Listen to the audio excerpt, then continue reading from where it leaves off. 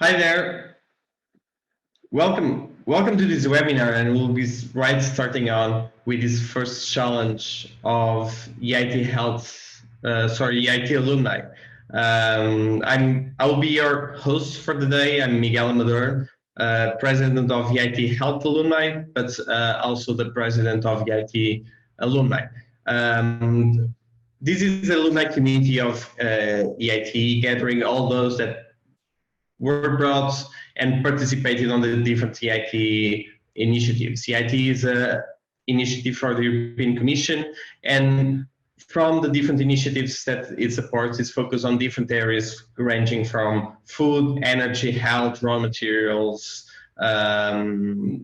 climate, a lot of the areas where technology and innovation came to make an impact. So today we are launching the first challenges, focus on this crisis that we are all living, as often this will be a physical event, all people together. What they're doing now is moving this online, using the best tools possible to make a bridge between different people. So what we bring here is a community of people that are passionate to use technology, to use innovation, and to deploy it in an impactful way.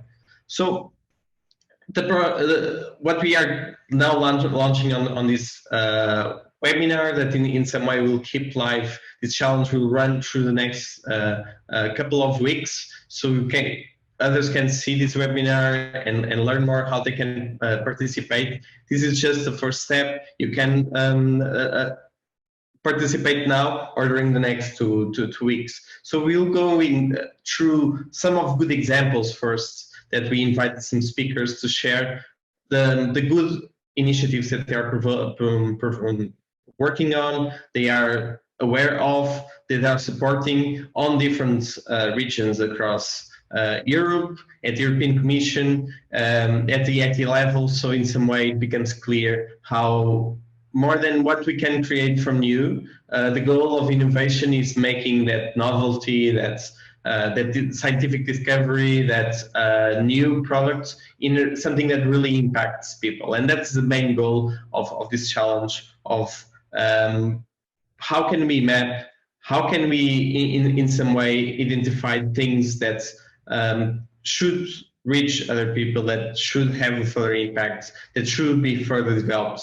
So what we want is to go back to you as alumni community, go back to our friends, other people not yet part of this EIT community, and build this mapping of the good initiatives, of the good examples, so we can grasp with our hands this COVID-19 situation, because the world will change from now on, will not be the normal world as before, but it does not means that it needs to be a worse world, or we cannot do in some way not only tackle this situation but also build new things for the future. So if you go to the chat, you'll have the link to the platform Be-novative that we are using for this challenge, that you can register and you can go through it.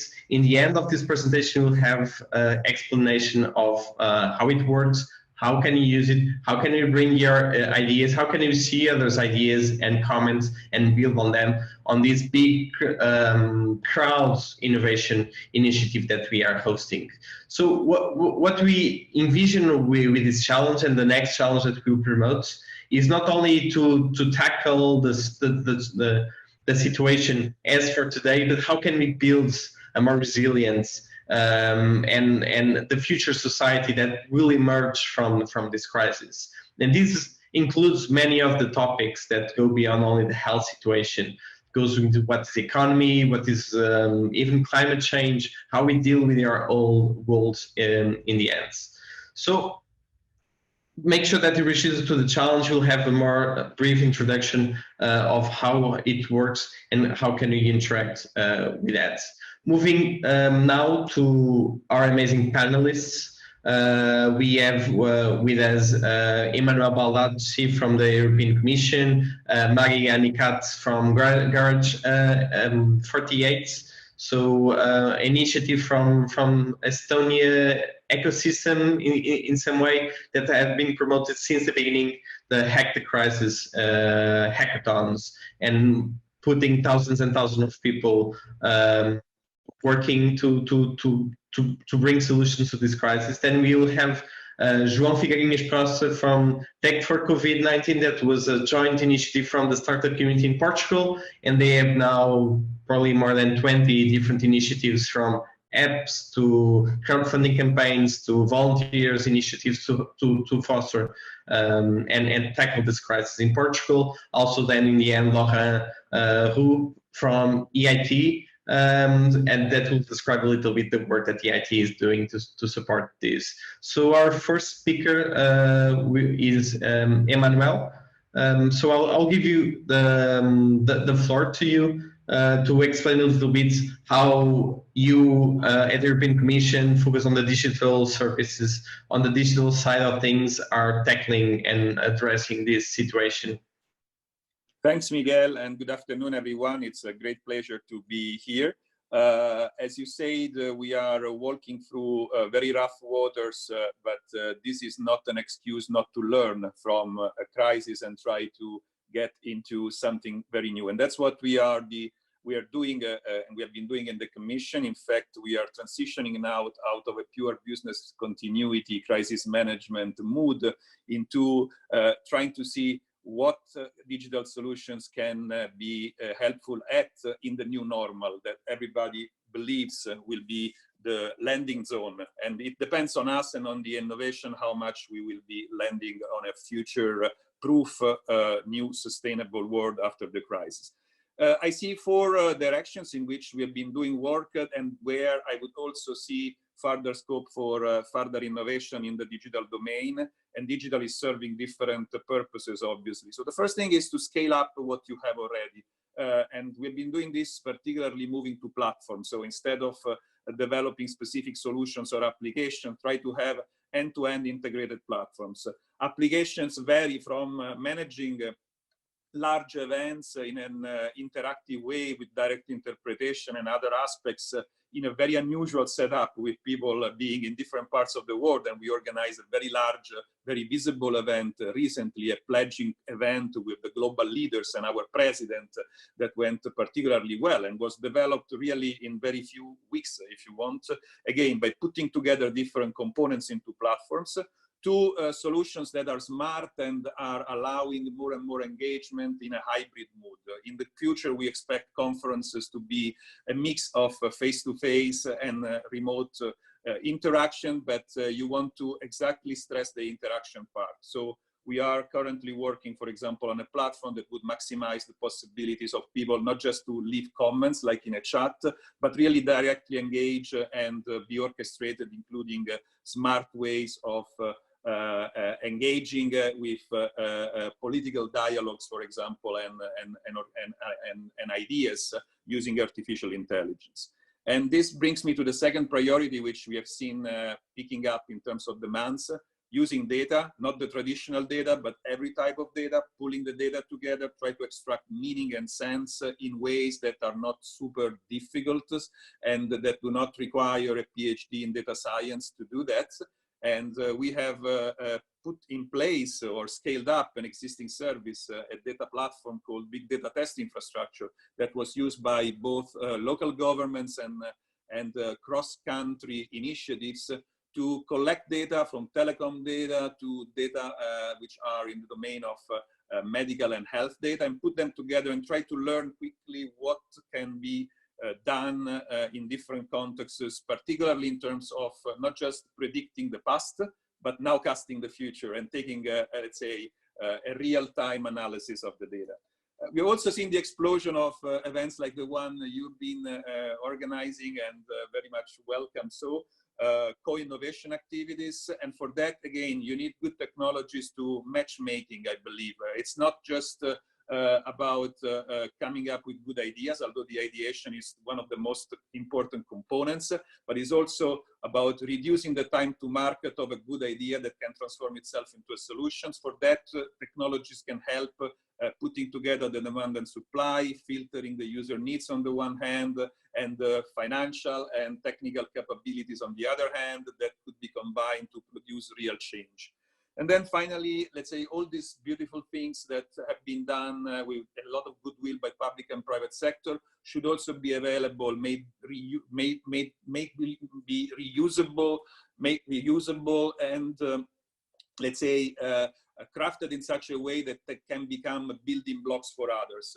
For example, we created a special repository in our platform dedicated to digital public administration. It's called Join Up. And this repository have all sorts of initiatives that have been taken by different governments in delivering digital solutions. And they all have in common that they are reusable. You can take the code and deploy it in your own circumstances. And there are also accompanying stories and lessons that can guide you in the way that technology can help solve problems. So I believe that these are just a snapshot of the type of initiatives that we've been busy with, but also signaling areas where we would need to continue experiment and innovate. And the results from these initiatives are very much welcome. So I would stop it here. Okay, thank you. So moving now to Mary. If you can share a little bit on your side. Just remembering the audience, if you want to put some questions, feel free to use the Q&A feature of Zoom. So just share and make your questions, because in the end we'll have a round of discussions with your questions, with some other questions to go deeper on this point. So Mary, the floor to you. Hey, my name is Mari and I'm from Garage 48, CEO of Garage 48. And we are the hackathon organizers. So how I've seen how the things have been developed is really from the hackathon organizer and from the tech community point of view in that sense. So how it all started for us and how we got kind of caught up with the Hack the Crisis movement was when we organized a hackathon in Estonia in a very, very short amount of time, with zero funds to marketing. And one good thing about Estonia is, I know Estonians are always talking about Estonia, but it's very small, it's very tiny, and it's quite easy to reach to the government. Everybody knows everybody. So it got a lot of cool people together who are actually, willing to get something done. A lot of tech entrepreneurs, a lot of people from the government side. And the first hackathon actually, compared to the rest of them that followed, was very small, but lots of ideas actually got implemented very fast. So that's cool. And what was cool from the Estonian side is that government got behind a lot of the ideas as well. Some of them made exits with less than a couple of days and got implemented. One of the solutions was VAB, which helps basically to connect medical volunteers with hospitals and helps to put up pop-up hospitals faster. So VAB was used, for instance, in Estonia, in a very small island where one of the biggest outbreaks happened, and the hospital was put up, outdoor hospital was put up less than an hour. And lots of other things as well. I'm not going to go to the specifics of the ideas, but after the first Hack the Crisis hackathon in Estonia, lots of the events started popping up all around the world.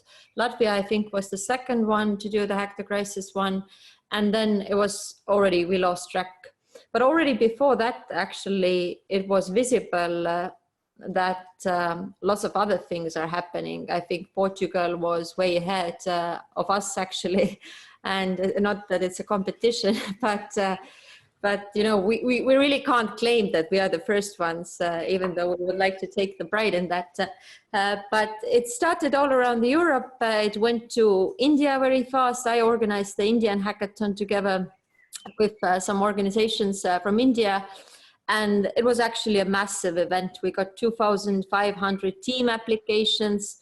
And we pre-selected the teams that could work at the hackathon. I think we narrowed it down to 300 because one of the things about hackathon, it's very short. It's just 48 hours.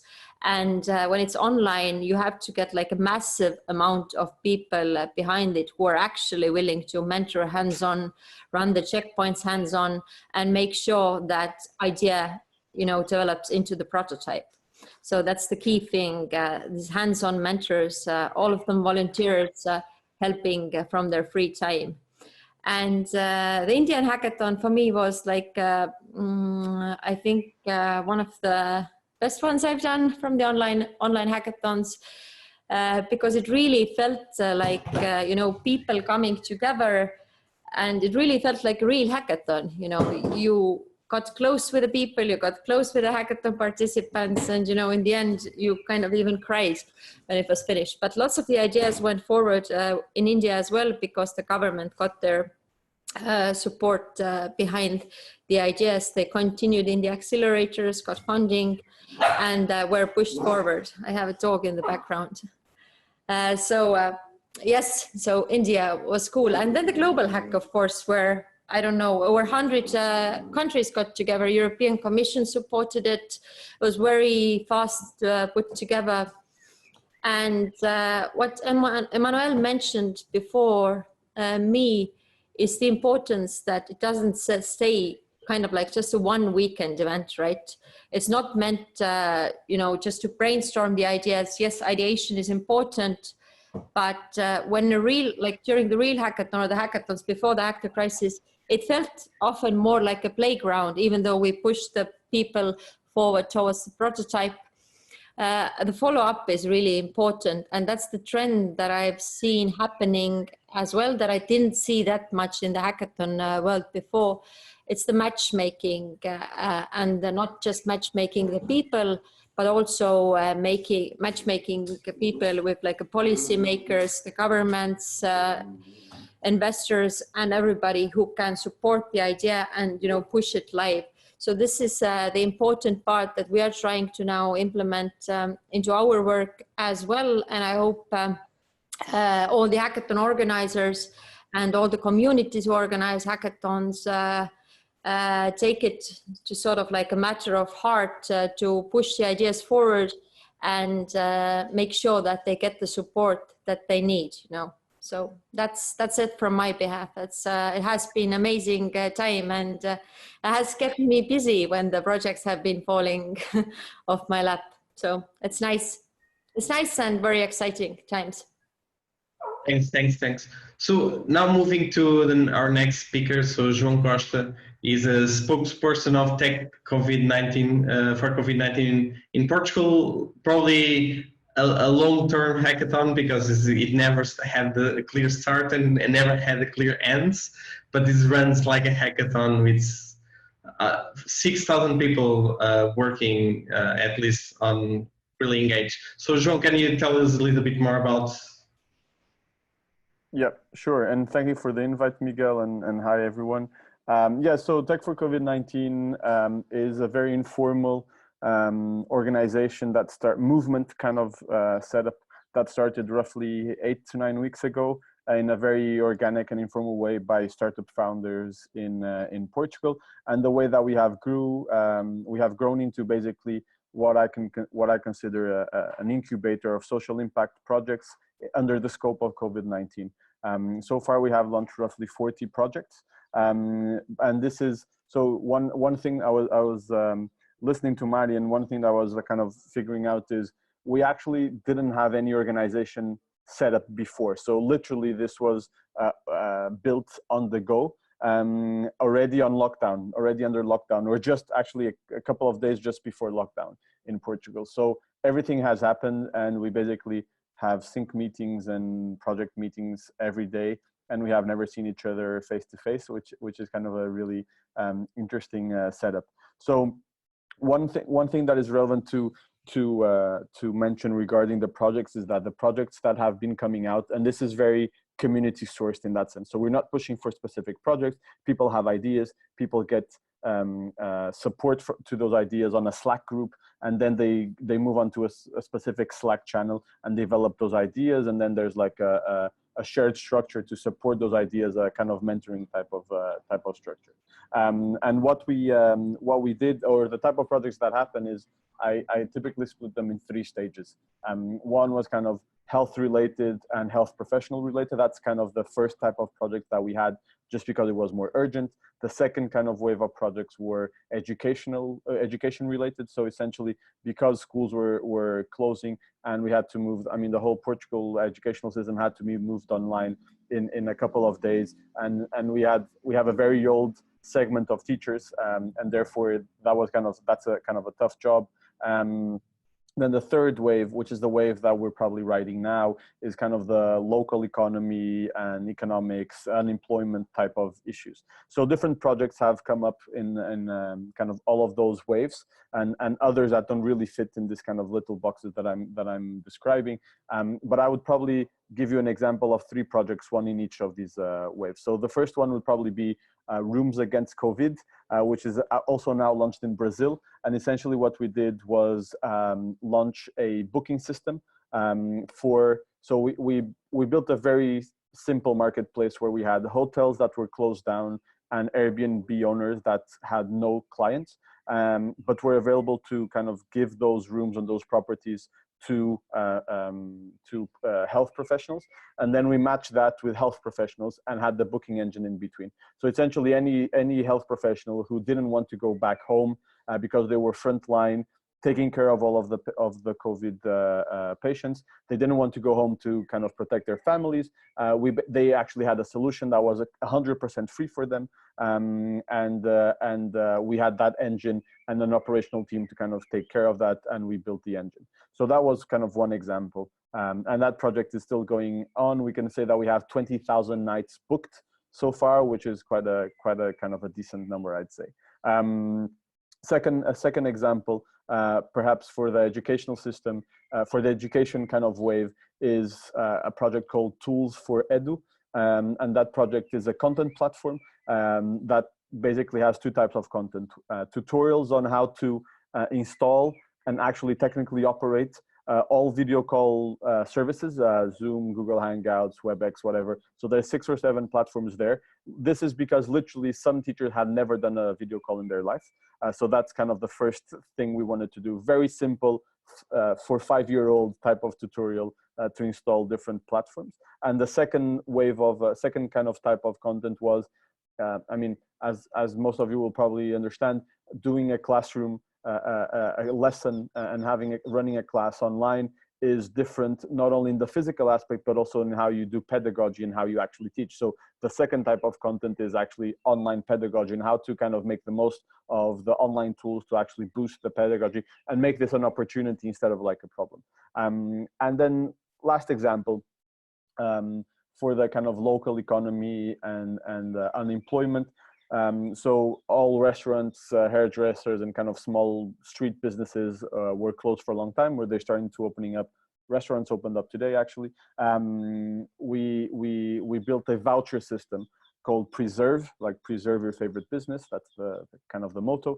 And it's essentially a voucher platform, not a business, but a voucher platform where any small business can register and kind of get vouchers to inject money directly to them, and clients can basically use that voucher in the long term for the next 2 years. One really smart thing, I can say this because I wasn't involved in that project specifically, but one really smart thing in my opinion was that one of the objections was, what about if we buy the voucher and then this business still fails and I lose my money? And I really want to support them, but I also don't want to lose my money. So we got an insurance company to basically insure all vouchers that we had, and kind of they will give the money back in case the business fails. So those are kind of 3 examples out of 40 potential examples of projects that we launch and that we're super proud of. Okay, so thank you. Now let's move to discuss this a little. Now going to Laurent, sorry, I was just skipping a little bit what the EIT is doing and acting on this, since innovation and technology is in the core of what's already being done. So this is probably not a new crisis, it's just another crisis for EIT. Yeah, thank you, Miguel, and hello, everybody. You know, I will keep it short, but I just want to say that, first of all, it's good to see that all of us working together. So different side of the commission, people from the private sector, public sector. I think on this crisis, this is what's required. And of course, you know, at EIT level, the European Institute of Innovation Technology, we started working on this as everybody else at the beginning of March. In a way, also our innovation communities across Europe. So Miguel's mentioned some of them: EIT Health, EIT Digital, EIT Food, EIT Urban Mobility. They all started doing their activities, but we focused all these energy and these activities really from last week, getting to a decision from our governing board to allocate an additional 60 million euro into funding support for startups, scale-up, SMEs, and also innovation projects that are directly tackling the COVID-19 crisis. So, you know, I would invite all of you who are participating in this workshop to go to the EIT website. There's a COVID-19 page, and there you will see all the solutions, all the calls that are open, from, you know, really early stage startups all the way to SMEs, more mature companies that want to participate in some of our innovation activities. And then there was some point made about the matchmaking and implementation of ideas. So indeed, it's important that, you know, all these ideas that are being developed through the different, either a physical hackathon, online hackathon, or like we have now an ideation phase that will go over several weeks. You know, it's important that these ideas are implemented, and then, you know, we will make the link with our innovation communities at some point with the ideas that are developed. Because really, I mean, the entrepreneurs and innovators at the moment are facing, you know, funding squeeze, definitely, because investors are pausing, reevaluating valuations, but also at the same time, you know, there are layoffs. And at the same time, these entrepreneurs and innovators have to come up with new solutions. So it's a little bit of a conundrum, if you will. This is why it's important for us to really support the ecosystem as well, by providing additional funding, additional tools, additional opportunities for everybody to come together. And I just want to finish this in a way. I mean, this first ideation challenge that you'll be participating in, this is just the first one. I think there will be a long series of these idea challenges that EIT Alumni is going to run over the next several months and hopefully years, because we find, you know, this a very powerful way to actually get to engage as many participants as possible from the EIT community, EIT Alumni community, but also outside, because EIT, after all, is a very open community. And we, you know, like I said in my opening remarks, I mean, we really welcome the fact that everybody is working together on this. So yeah, I'm open for questions, of course, as the other panelists at the end of the presentation. So moving now to a conversation among all. I just want to make a first question before we check some of the questions from the audience. As I said before, you can use the Q&A feature of Zoom to pose your own questions, but I'll probably ask you to highlight what has been the main challenge that you see many of these initiatives to really make an impact. Either those that are pushed by volunteers, that probably are the majority of the case of coming from some hackathons, others probably led by startups or other companies, and even those that are being developed inside institutions like European Commission. So probably we'll make a quick round and start with Emmanuel on this. What is the main challenge that you've been seeing? Thanks. Well, there are several challenges, but I will pick two in the interest of time. The first one is what happens the day after, and that's been mentioned by others as well. So giving some continuity to the initial stages, making sure that there is financial sustainability, ensuring that there is a GovTech community that picks up the ideas and moves into the building stage, and that we can rapidly go to production level, so to say. That's essential to also make sure that you have an impact. The second issue and challenge that I see from my perspective, working mostly with public administrations, is that, let's say, it's a good and a bad thing.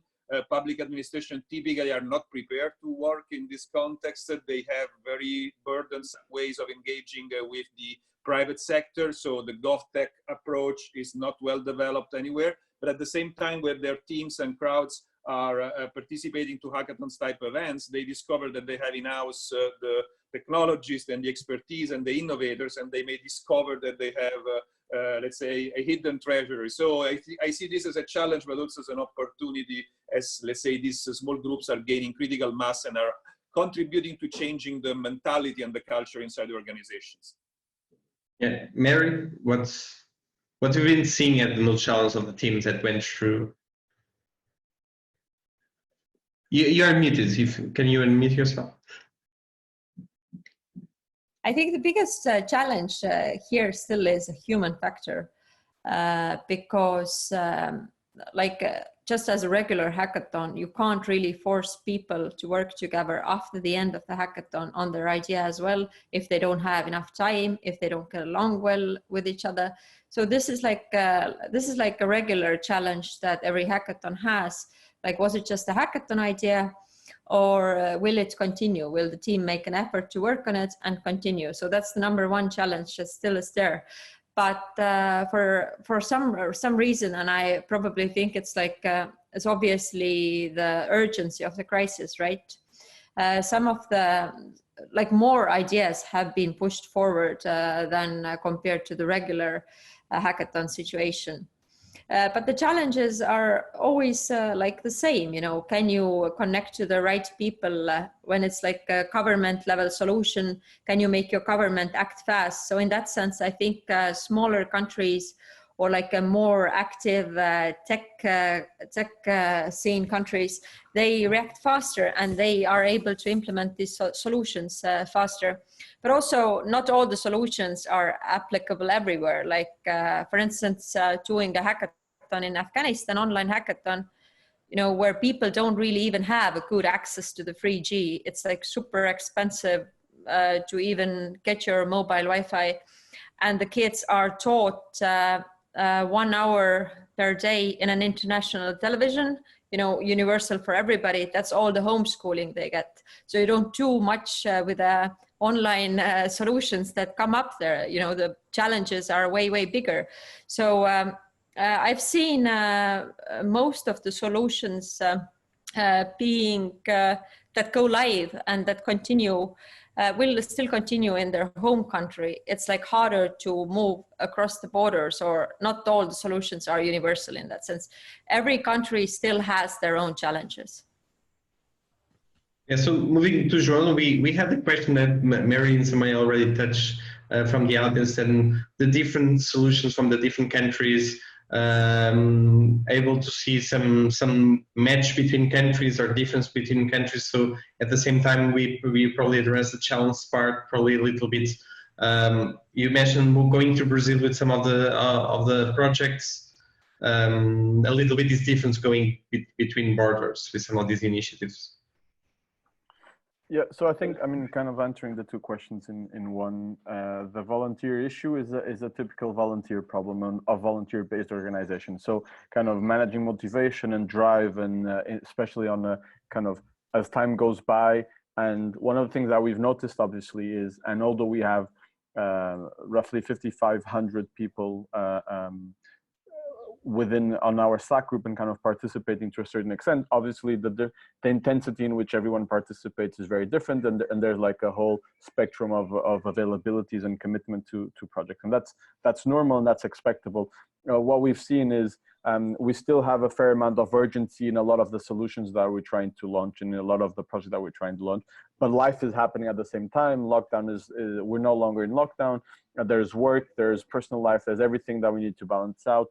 And so there's big fluctuation and oscillation of availabilities and motivation and drive and all of that. So I think that's the core challenge that any volunteer organization faces, and in this context, it's no different. Regarding comparison to countries, to be honest, my scope and the way that the visibility I have is very much Portugal based. We do have this Rooms Against COVID that we have launched last week. We had our first match over the weekend. We launched last week. There's a whole team in Brazil based in Brazil doing that. So we're just kind of supporting them. We did have other countries show interest in a lot of the projects. And what we're doing is basically just creating documentation. And we actually have an international liaison. We don't want any involvement in those projects, but we are 100% available to literally, this is our code. All of our code is open source anyway, but here is our code. This is the operational model. This is the handbook. This is the person you can talk to, like, just to get things going. And here you go, just go do it. If you have any doubts, feel free to call us. That's kind of the approach we're having, generally speaking, with all projects. With Brazil specifically, there is one big difference, which is the general reaction and response as a country Brazil has been having versus the response that Portugal has been having. And I'm making a bit of a judgment call here, but clearly Brazil is not having like a structural national response, nor not politically, not socially. I mean, it's a complete, it's on the other side of the spectrum than I guess Portugal was. And you can see that in terms of how much support they get, how much structure they get from government, government associations, groups, companies, whatever, stakeholders and partners. And that's very different. Here in Portugal, we get everyone participates, everyone joins, everyone is available to somehow pitch in, whether it's time, money, connections, a phone call. So everyone pitches in. I mean, our president did a Skype call with all of the volunteers to try and boost motivation just because he thought we were doing cool stuff. So, and we literally got him on a Skype call for 15 minutes. We recorded it and we sent it out to. So I think that's kind of one key difference that I saw while kind of somehow contacting the project in Brazil. Yeah, so giving the floor to Laurent, what challenges do the innovators of EIT you have been identified that are more key on this situation? Well, what we do is we try to really take care of our community. So we make a lot of information available to them and also to everybody really. But, you know, we maintain a long list of all the national and regional, all the support activities, all the calls that are out there, and it's, you know, published on a weekly basis. So indeed, you know, some of these early stage ideas, of course, they can come to us as communities, but they can also go locally to their regional and national level and to further the ideas. I think it's very important that the information is made available. I mean, it's a little bit scattered.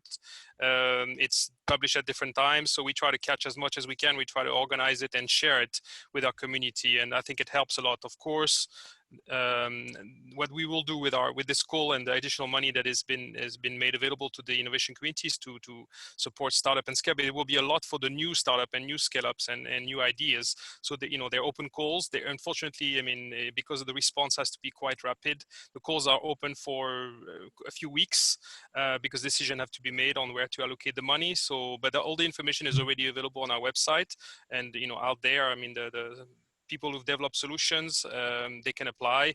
The evaluation will be very short as well, very thorough, but very quick. So we can make, again, investment decision for these startups, scale up and SMEs and innovation projects rapidly. So the money can be made available and ideas can be really developed and implemented into real solutions on the market.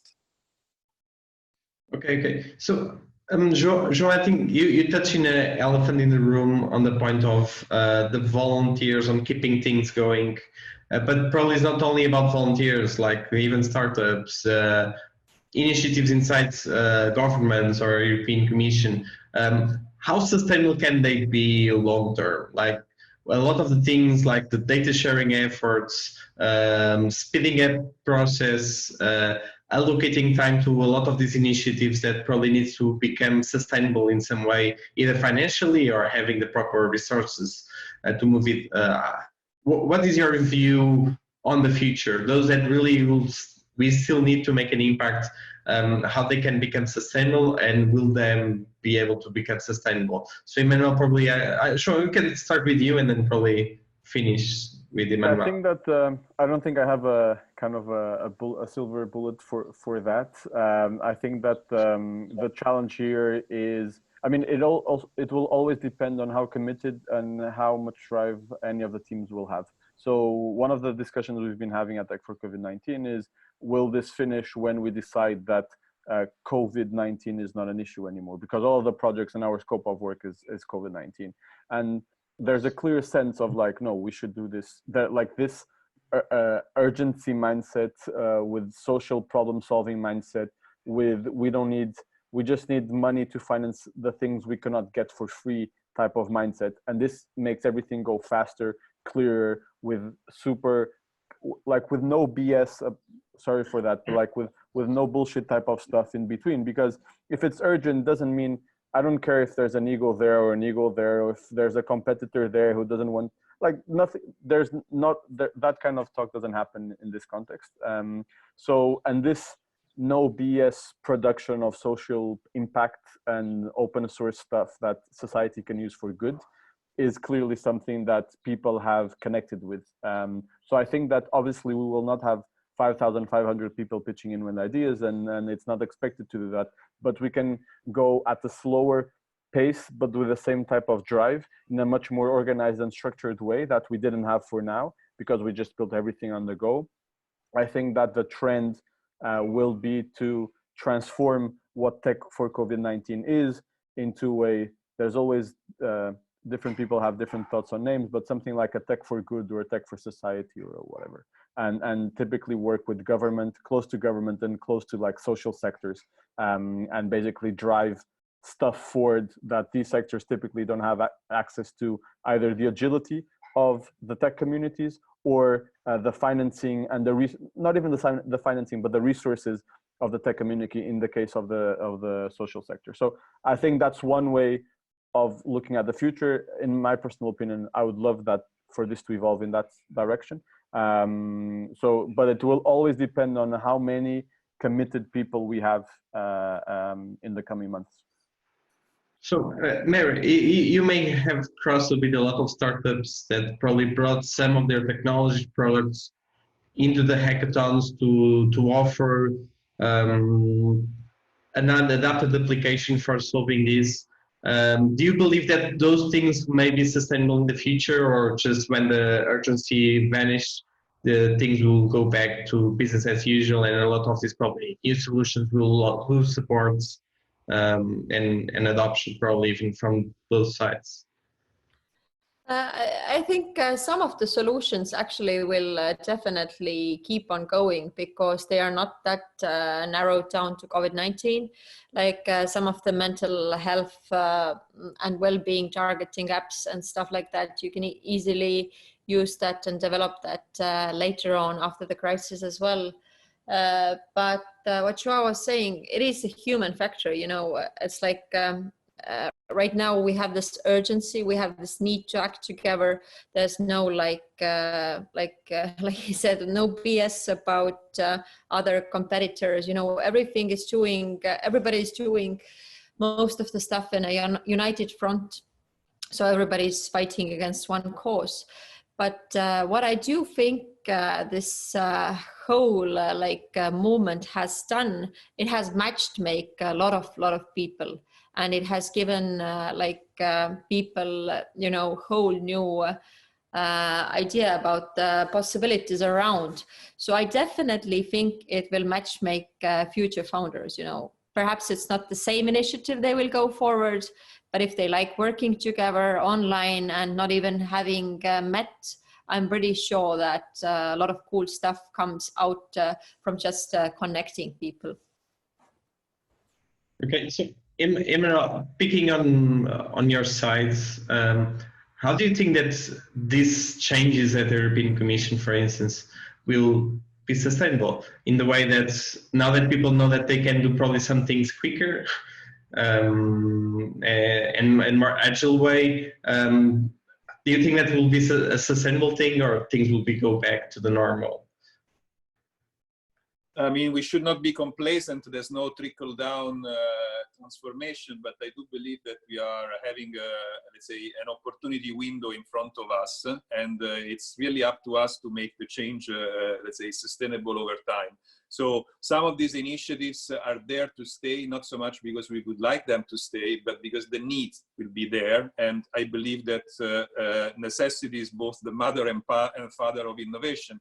So if it's not the business continuity that we are facing right now, it will be let's say, trying to live in a new normal that will not be the same as the previous one, and try to incorporate as much as possible what we have learned during this phase of isolation and lockdown, for example, in our normal life, to make our life smarter. The concept of smart work, of environmental, sustainable way of transport, and other implications of the otherwise very badly affecting our life quarantine are already, let's say, developing new ideas. The other thing that we learn, however, and that's the European perspective, I would say, is that if you develop things that are, let's say, silo-based and are not interconnectable, you run into problems. So the interoperability at cross-border level within Europe, but more generally also globally, in a globalized environment like the one we will remain in the future, is essential. So the example of the contact tracing apps, for example, that were developed or are going to be developed at national level, then triggered immediately the need for finding the interoperability between the different technologies and the processes around the data sharing, because otherwise you would be killing tourism, and we know that tourism is an essential element in our economic growth. So I believe that we may have, and I agree with the previous speakers, we may have different types of necessities triggering, however, a similar approach. And from the Commission side, I would say we want to remain engaged with the innovation communities. We want to stimulate the GovTech scheme. We want to put together the different actors.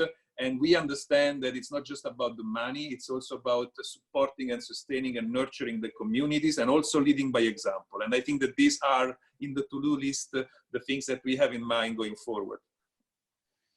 Okay, so thank you all to all panelists. We are moving now with a challenge. You got the link on the chat. You can already register for the challenge. As I said in the beginning, the main goal is to map and to identify a lot of these good practices and how they can be improved to scale beyond Portugal, scale beyond Estonia, to scale beyond what is probably the work of the European Commission or some governments. So, as even probably we can scale it to Afghanistan and to other regions where the context is really different. And how can we make a further impact on these things? So the challenge is open. We'll keep open during 2 weeks, but now we'll give the floor to Priscilla from Be-novative, and she will explain how the platform works, how can you use on it to put your ideas, to build on others' ideas, and in some way create this shared knowledge, community knowledge that we can move forward. So Priscilla, I'll give you the floor to you. Thank you so much, Miguel, and welcome everyone. I'm also very excited to show you how the platform will work throughout the challenge time. So as you also said, we will join first an ideation session, but the scope of the challenge is beyond the ideation. It's from how to create impact from the discovery to the validation phases. So the challenge will be open throughout the entire COVID-19 Map and Act challenge. And when you log in, you will see on the platform kind of this screen, which is the challenge intro screen. And you can join with clicking on the green ideation button until the 1st of June. So it just got live right now. When you click on the green ideation button, then you will be joining a virtual canvas to share ideas with your peers. If you have time now, then I think most of you will find other team members who you can ideate with. If you don't have time right now, then don't worry. We have also the humming bot, which will synchronize for you the ideas of others who shared it in the challenge before. So it's still going to be interactive. And throughout the ideation, you will go through 4 phases to really boost your creativity with built-in inspirations, just like pictures and Edward Bono's random word technique, which will post 3 totally random words for you on the screen to help you associate in different connections, how you can connect the challenge to new possible ways and think outside the box. So use your imagination and associations as well. Throughout the ideation phase, the goal is to share as many ideas in these virtual post-it notes as you possibly can imagine as new projects. After like 10 to 15 minutes of sharing ideas in these 4 phases, you will move forward to the impact feasibility evaluation of the ideas. So far, sharing ideas was anonymous, and also evaluation is anonymous. So everyone who is really proud of what the community thinks of your idea can reveal your identity at the challenge results.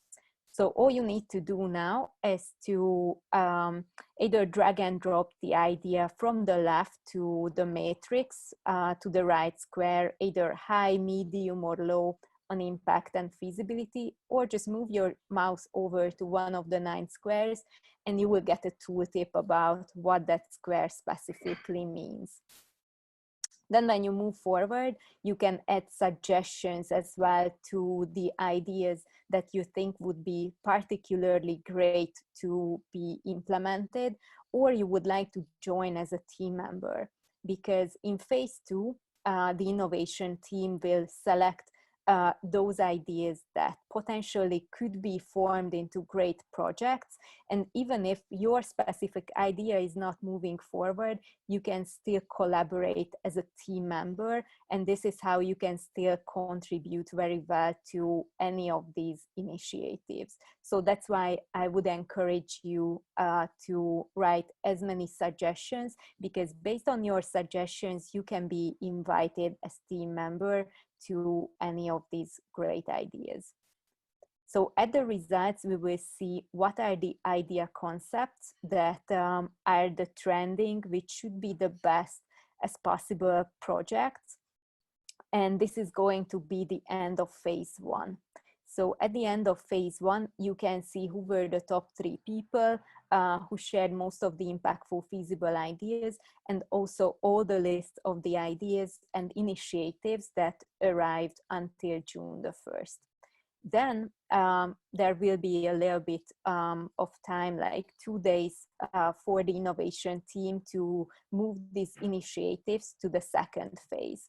And from June 4th, you will have time to work together with those people who shared relevant suggestions for your idea, form teams, and to elaborate on your initiative in more concepts. And this is why also EIT Alumni has created the Slack channel to make it easier to communicate while you are elaborating on your concept. And what comes next is to gather expert feedback, because creativity and even innovation projects are not like linear process. So many times expect that you will need some inspiration, feedback, and iteration rounds to turn your idea sometimes upside down when you start prototyping or implementation. So you will get feedback from relevant experts from the field on these criteria like relevance, readiness, maturity level, social impact, economical impact, and potential of scalability. This will be from points 1 to 10, but also you will get verbal feedback as well. So you can build in these improvement suggestions to finalizing your concepts and project plans. And throughout the project, we will also help you in the implementation phases.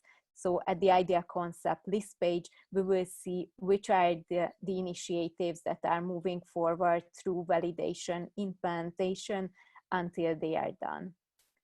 So that's all about the most important things to know about the challenge. And I also encourage you to try it out, because this is how you will be able to get to know people with similar interests.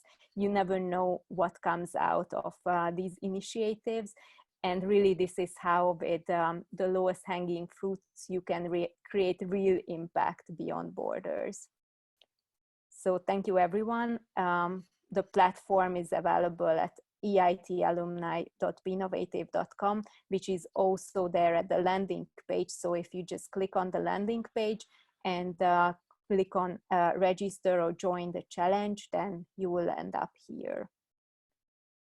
So let's see if we have any questions to the technical part. Yes, if you have any questions, feel free to share it here, or all that register will be invited to the Slack channel, when you can also put some questions if you have some issue going through the process. This is quite, you don't need to be live with everyone to collaborate, so it's a great tool for the next couple of weeks for you to bring your input, bring things.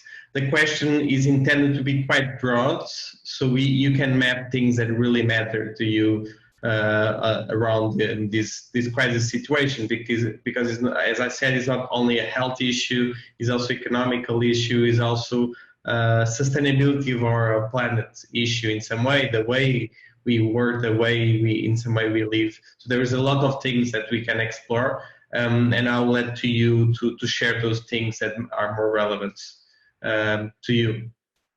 So there is here a question if there is a limit of ideas that we can suggest or share in the platform. There are no limits to the ideas, so feel free to share as many as you can come up with. It will be for phase 2 to kind of limit the ideas that are moving forward to validation. So the more you share in the first phase, the more likely is that at least one of the ideas of yours are moving forward to phase 2. Yeah, indeed. So it does not need to be the new ideas, things that you found in the ecosystem, things that you know, initiatives that in some way make sense to give light to, and then discuss how they can scale down, how they can become sustainable, how they can have a further impact is the goal of this initiative. So if there is no other question, I'll finish this webinar from now. We'll keep in touch for the next couple of weeks. Make sure that you register, go online, put your ideas, go through different phases. If you go back later in a couple of days, you will see more ideas for you to get input. So this is a dynamic thing for you to keep going. So thank you again, and let's keep connected through these new online tools. Thank you. Thank you. Thank you.